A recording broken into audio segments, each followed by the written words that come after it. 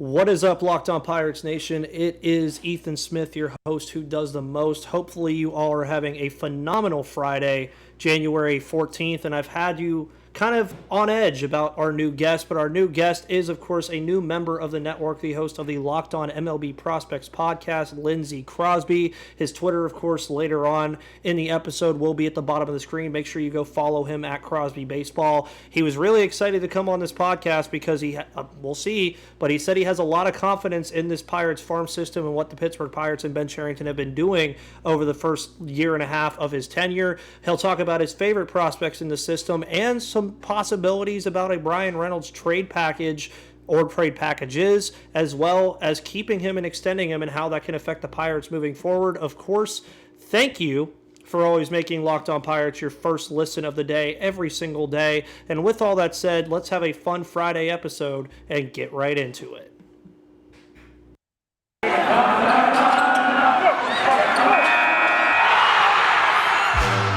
You are Locked On Pirates, your daily Pittsburgh Pirates podcast. Part of the Locked On Podcast Network, your team every day.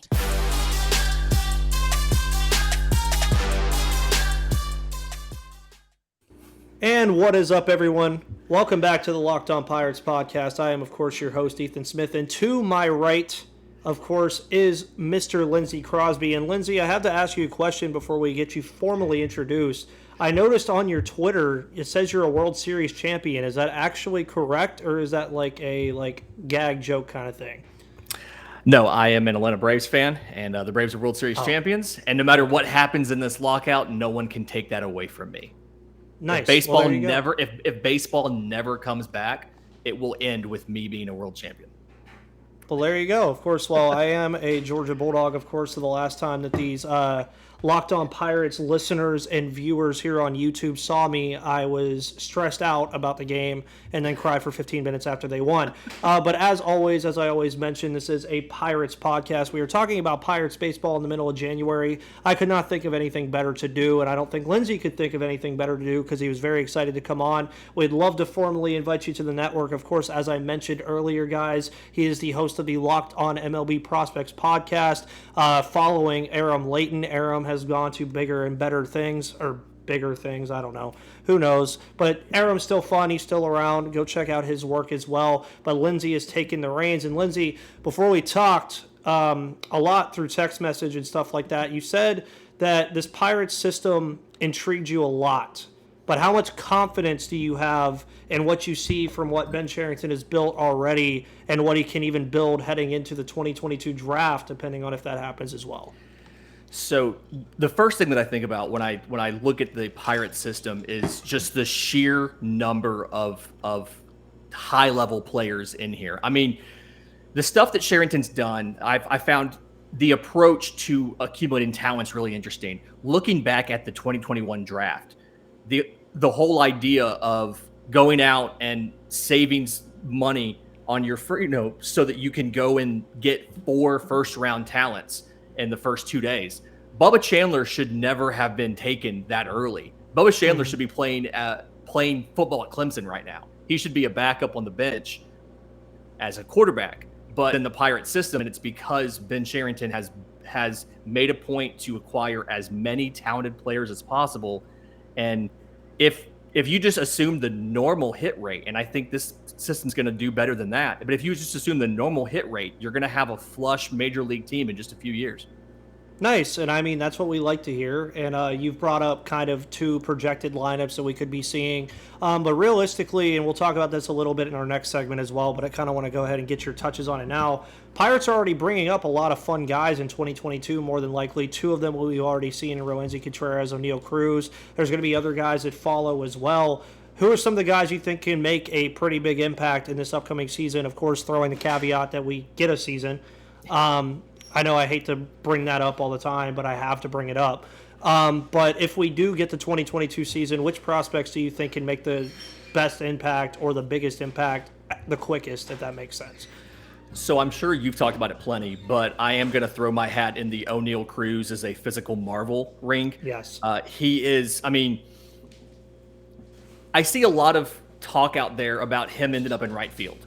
And I think a bit of that is because we don't necessarily know how to approach a 6'7" baseball player who's a shortstop. Everybody who we see who's that size is either an outfielder like Aaron Judge or it's a pitcher. And O'Neal Cruz has the physical profile to play short. He has a plus arm. He has the range. He has obviously the bat. We've seen he already owns the Pirates record for highest exit velo in the StatCast era, and he played 5 games? It was about 3 games. It was 2.5 realistically, because I think he came up and he pinch hit in one of them, so it was 2.5. He crushed 118 mile an hour single. That's the worst part. 118 miles an hour and it's a single. But yeah. No, so he's obviously going to play an impact sooner rather than later. But then I'm kind of going through and looking at some of these other guys. I really love the catching depth you have in the system. There's a lot of catchers. Obviously, number 1 overall, Henry Davis. He's a guy, his bat is as good as advertised. He could be in the big leagues sooner rather than later on the strength of his bat alone. Defensively, I worry about how he fares behind the plate. I don't know if he's going to end up being behind the plate full time, simply because I think you're going to want to get him to the major league level quicker than his defense is ready. And in most systems, I would worry about taking a top 5 prospect and rushing them to the big leagues, especially at the catching position. Anybody who listened to Locked On MLB Prospects on Thursday, we talked all about catchers. We talked about how hard it is to evaluate catchers. I think he's a guy where if for some reason he doesn't work out, you have so much other catching depth behind. You don't need him to play catcher. He's a great hitter who happens to be a catcher. I mean, Carter Benz is defensively your best catcher in the system, but Indy Rodriguez is a guy that pretty soon is going to be able to come up and is going to be able to play catcher defensively to the major league standard. He's still pretty raw, but he can be your catcher of the future, and you can have Davis playing first, playing some other positions sooner rather than later. I would be really fine with that too, and it's really interesting that you brought that up, because one of the biggest things that I had an issue with in 2021 was the lack of catcher depth that the Pirates had. And through the trades that you mentioned with Carter Benz, you get Henry Davis as well, Eddie Rodriguez, who was already in a trade acquisition as well, but was already kind of firmly in the system. And as you mentioned too, even Eddie Rodriguez could play a different position as well at some point. So there's a lot of different flexibility that they have. And some people really attacked the Pirates for the Jacob Stallings trade. Initially, I was one of them until they acquired Roberto Perez, because then I said, you're basically adding Zach Thompson and a couple prospects on top of Roberto Perez for Jacob Stallings, which is all in all, Jacob Stallings was probably the most lovable player on this team other than Bryan Reynolds or Brian Hayes. But at the end of the day, it kind of works out, and I love where we're going here. But before we continue, guys, we're going to go ahead and let Lindsay know, and I'm sure he already has heard this plenty of times, that Built Bar is the best protein bar on the planet. It is still the new year, so that still means you have time to get your New Year's resolutions together. If yours is about getting fit or just eating healthier, make sure you include Built Bar in your plan. Built Bar is the protein bar that tastes just like a candy bar, maybe even better than a candy bar, depending on how you look at it. You want to eat healthy, but it just gets really boring by week 3, which is next week of the new year. You might be thinking, this just isn't worth it. Where's the chocolate? Well, Built Bars are 100% covered in real chocolate. They contain 130 calories, 4 grams of sugar and net carbs, and 17 grams of protein. They compare that to a candy bar, which usually has around 240 calories, 30 grams of sugar, and dozens of net carbs. And of course, Lindsay, I don't know if you have a favorite flavor yet. Mine is cookies and cream, but you have salted caramel, mint brownie, coconut almond, peanut butter brownie, raspberry, just to name a few. And you can go to BuiltBar.com right now, use the promo code LOCK15, and you'll get 15% off of your next order when you invest in the best protein bars on the market. So now that you've mentioned some guys already, I figure now would be a good time for you, because I know yours are probably a little different than mine. You probably have a little bit more experience of looking at prospects than I do. I kind of just started about 3 or 4 years ago. Maybe 5. I'll give myself 5 just to look good. But who are some of your favorite prospects in this system overall? Doesn't necessarily have to be the top guys. It could be anybody you look at in the system that just flies off the wall for you. Okay, so I went ahead and picked out 2 or 3 guys. The first one, I've already mentioned him once, but I'm really a fan of Indy Rodriguez. So Mets signed him at 18 years old for $10,000. He was part of the Joe Musgrove deal with the Padres, and led all of Low A in average, second in WRC plus, lowest strikeout percentage in the league. And I mean, how often do you see a switch hitting catcher? And watching him athletically, I think he can play first base. He can play left field. And there's folks in the system that think he's actually athletic enough to play at second. And so that's the kind of athlete that you have in Andy Rodriguez. He's going to need to add some more strength. His power is not really there yet, but he's a good defender. He's a great hitter already. And I think once he gets in your development system, there's a few things that prospect folks know of guys who are in your system. They know, one, your hitters are going to add strength and add power, and then your pitchers are going to add velocity. And that actually brings me to the second guy, Logan Hoffman. So right-handed pitcher. You got him as a fifth rounder in 2020. Little guy, 5'10", $125,000 bonus. So not a lot, but he's got a 4-pitch mix. And when you got him, he was sitting low 90s, right? He's already up into the mid to upper 90s on his fastball. His four-seamer throws it about half the time. And then he has one of the better curveballs in your entire system. I mean, and I'm not comparing him to these players, but I'm comparing his curveball to these players' curveballs. When I see his curveball, I think of Jacob deGrom's curveball. I think of Charlie Morton, just the amount of spin. I mean, it's wicked. It is a plus pitch right now. He's got 2 other pitches that he throws. He needs a little more consistency with that. But as soon as he can get that third pitch to the point where he can consistently deliver it for strikes whenever that catcher calls it, whether it's Andy Rodriguez or whoever else it might be, I think you're looking at, the third guy in your rotation at worst. Okay. One of the things I was going to ask, too, is you already said he's in the mid to upper 90s. Is there the possibility that they look to put him in as a possible closer role, maybe setup role for David Bednar? Is there a possibility of that, or do you think they still view him more as a starter? I think for now, they're probably going to use him, let him continue to try to start and see if he can figure out that third and fourth pitch. And it's something where they may actually, at some point in time, probably next year, probably 23, actually call him up and give him a chance to figure it out at the major league level. And that's simply because it's like there's no experience for those live reps. And it's something the trade for when you sent Richard Rodriguez to Atlanta for Bryce Wilson, that was one of those things where Wilson has skills, but he just didn't have an opportunity to pitch every 5th day in Atlanta because Atlanta was in the middle of a pennant chase. And so I think that if he doesn't develop that third pitch consistently enough, you can move him, you can put him in the bullpen, and he would be effective right now.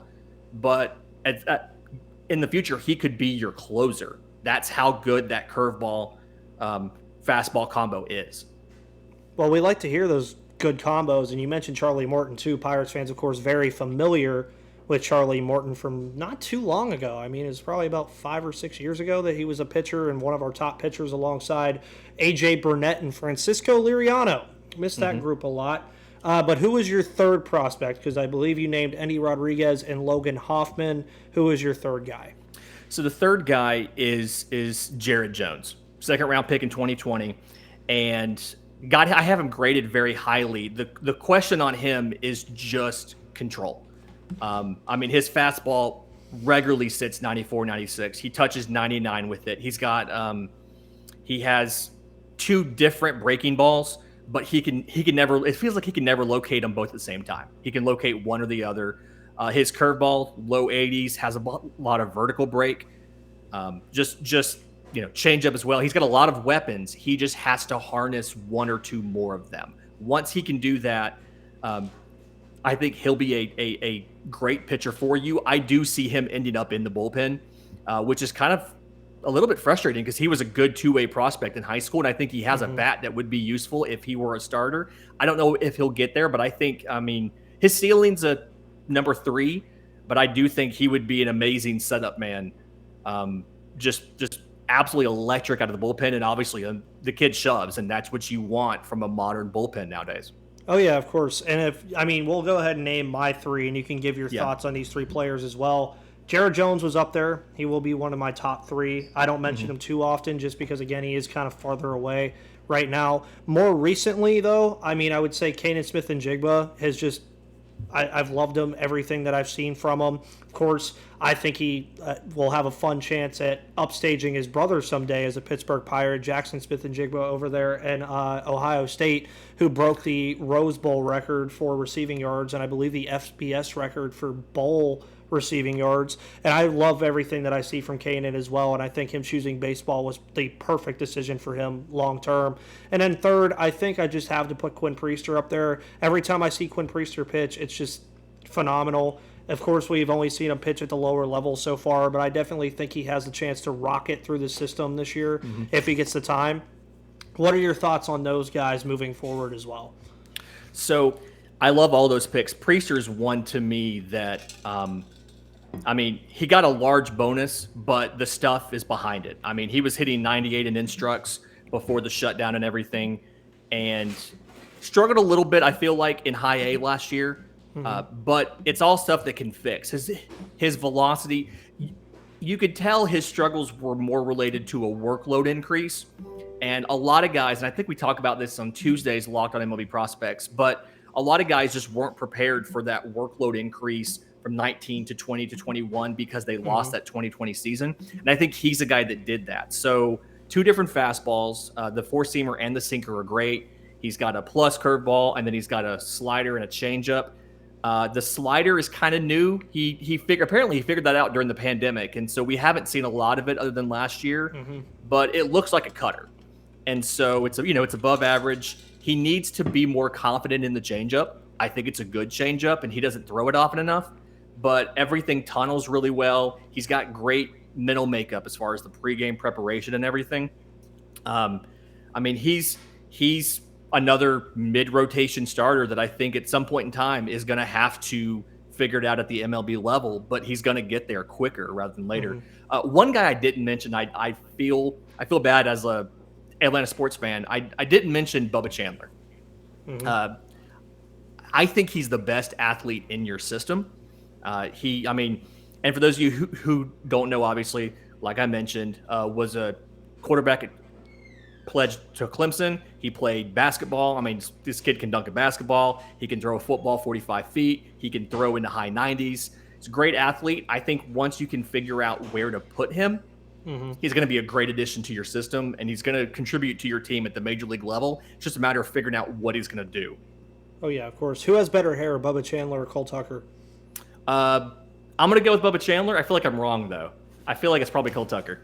Yeah, well, hey, you never know. That's kind of where once he gets there, if Cole Tucker's still here, I think they can have that argument. But before we get into our final part of our episode today, I want to let you all know that the NFL playoffs are this weekend. I don't think I really had to let you know that. But, of course, if you want to go bet on everything going on in football, college basketball, the NBA, NHL, all that good stuff, make sure you do it at betonline.ag. It's where the game starts. BetOnline would like to wish you a happy new betting year as we continue our march to the playoffs and beyond. BetOnline remains the number one spot for all the best sports wagering action for 2022. New year and a new updated desktop and mobile website are available to sign up today and receive your 50% welcome bonus on your first deposit. Just make sure you use that promo code LOCKEDON to get started. From football, basketball, hockey, boxing, and UFC, right to your favorite Vegas casino games, don't wait to take advantage of all of the amazing offers available for 2022.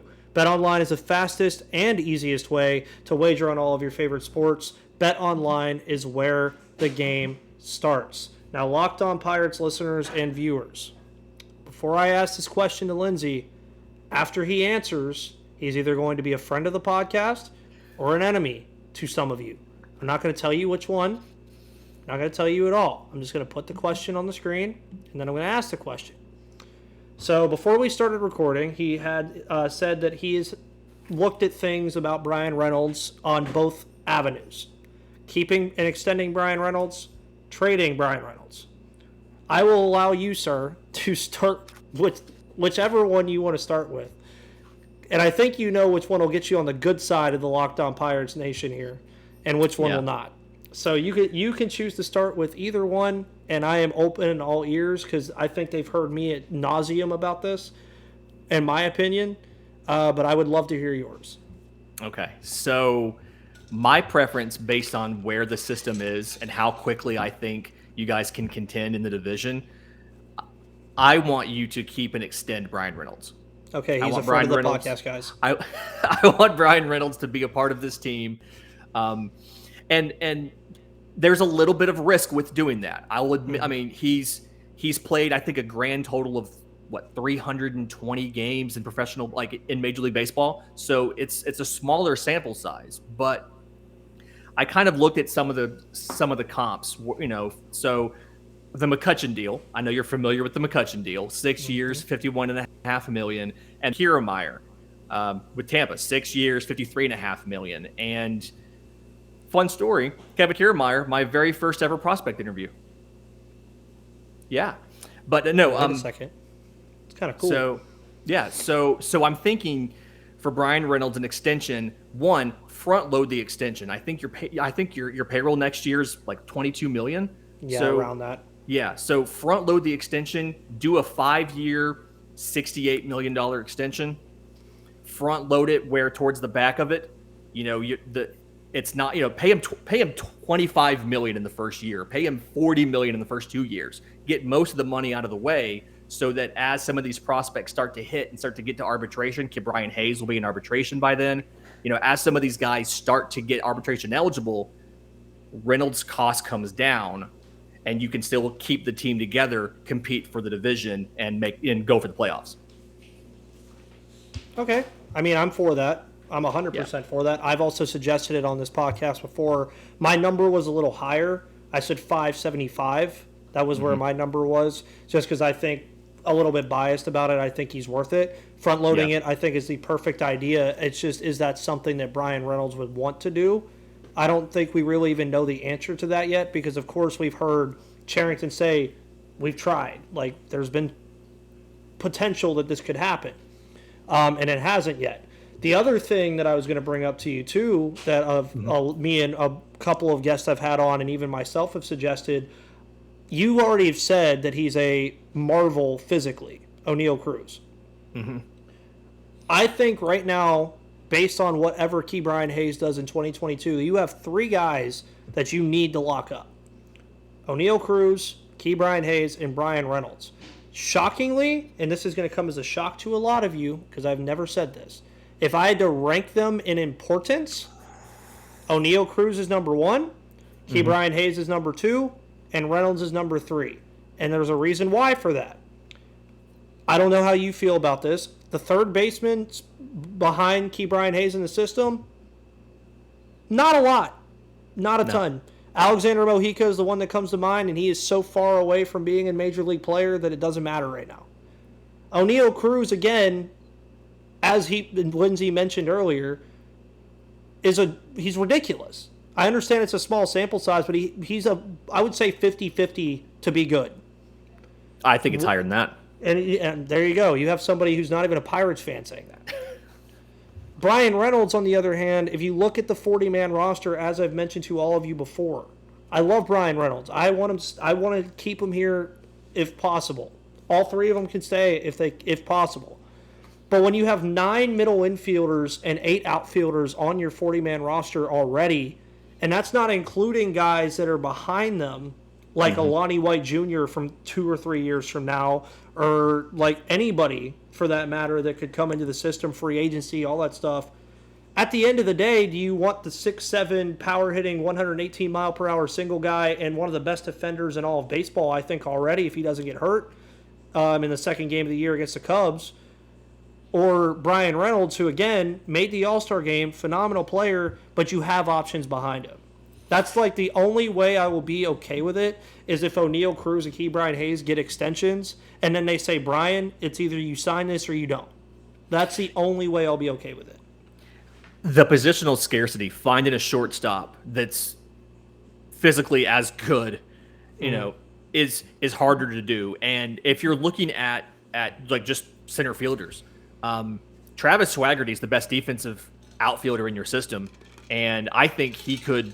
I mean, he could start for your major league team this year. And so, like, the question becomes, if you have to replicate Bryan Reynolds, can you replicate, like, think of it like the movie Moneyball. Can you replicate Bryan Reynolds? Mm-hmm. You can replicate his defense. You can replicate his offense with O'Neal Cruz. And so if you, now you have the opportunity cost of, if you move Bryan Reynolds, you save the money from the extension, but then you can get some great pieces. I have 2 or 3 different Bryan Reynolds trades. So assume that O'Neal Cruz and Ke'Bryan Hayes have signed extensions. O'Neal Cruz got the Wander Franco deal. He's been here for half a season. We're going to go ahead and extend him. It's the trade deadline.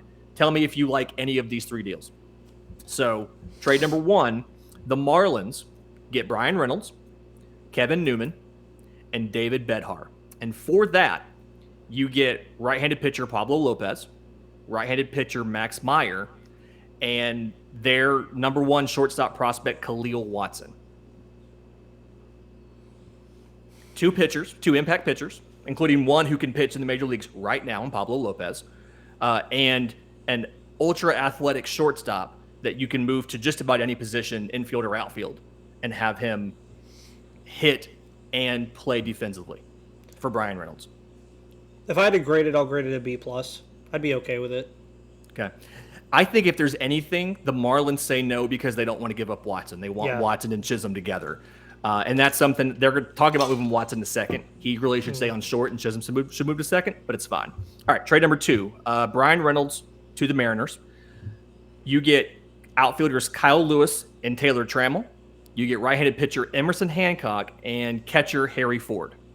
So a young guy with potential, a hot prospect, a replacement right now in Kyle Lewis for Bryan Reynolds, and then a blocked prospect of Seattle's for your outfield. That one's another good one. Okay. I mean, I think either way, before the last one, I think either way, it's still going to be like, wow, we're trading Bryan Reynolds. So it's still going to be like, hard but to it's do. also, but again, it's also like you've seen already with Cherington before he gets to his last trade that you mentioned the Mariners. His asking price from the Mariners was Julio freaking Rodriguez. So, I mean, you get the idea of where he sees Bryan Reynolds as a trade asset. Listen, take this same deal, but swap out Emerson Hancock for Matt Brash and say, give me Matt Brash. And if the Mariners offer you the deal that I laid out, but they swap Hancock with Brash or swap out Harry Ford with Brash, take it and run. Yeah. Because, like we said, you can replicate Bryan Reynolds' production, but you can also get some great guys. Okay, the last one is the Red Sox get Bryan Reynolds to play center field instead of Kike Hernandez. You get Tristan Casas, 2 of their young Latin American hitters, and a low-A fireballing pitcher. So you get 3 young pieces and their number 1 prospect for Bryan Reynolds. I would like to see Bryan Reynolds mess with the Yankees a lot. See? It'd be fun. It'd be fun, right? It'd be fun. I always question if I should have been a Red Sox fan. No, I'm kidding. I mean, look at my arm. I mean, literally, do I give off Red Sox vibes? Do I give off Red Sox vibes over here, guys? No, not even close. I think I like the first one the most, though. I think the Seattle one has the most upside. The Red Sox one is kind of the one where I'm just like, okay, that would make some sense. And then the Mariners one, as I said, would have the most upside. But the Marlins one, like you said, you kind of already get the replacement. You get a top prospect already in Watson, who, I mean, imagine a Khalil Watson, O'Neal Cruz infield. Oh, my gosh. Again, that kind of screws over Peguero and Nick Gonzalez, but I mean, at some point, you're just going to have to agree that Watson and Cruz would be ridiculous. And you get Pablo Lopez, who I've always liked his stuff, and another pitcher. I think that would be the one I would do the most. I don't know how Pirates fans would feel about doing another trade with the Marlins, but Lindsay, this has been fun, and I'll let you get your last thing in about it before we wrap up today's awesome episode. Thank you.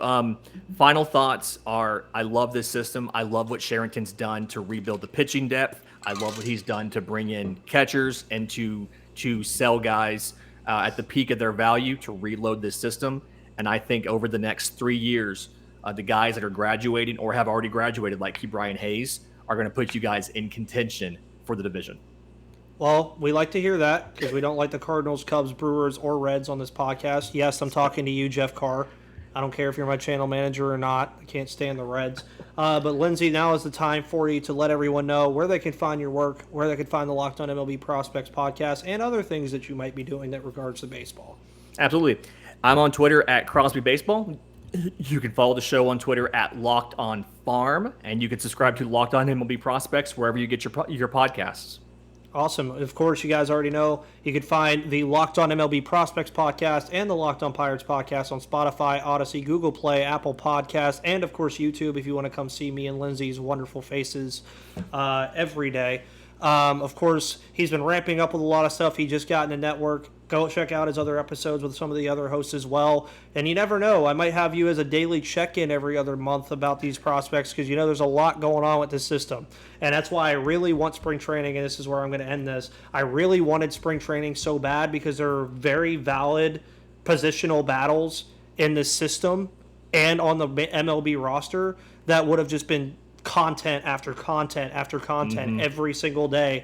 And sadly, with the news today or yesterday about the CBA, it doesn't look like we're going to be getting spring training in March or April. So a lot going on, but of course that does not mean me and Lindsay are going to stop making content. Thank you for making the Locked On Pirates and Locked On MLB Prospects podcast your first listen of the day every single day. With that said, I will see you guys soon. Have a great rest of your day, guys.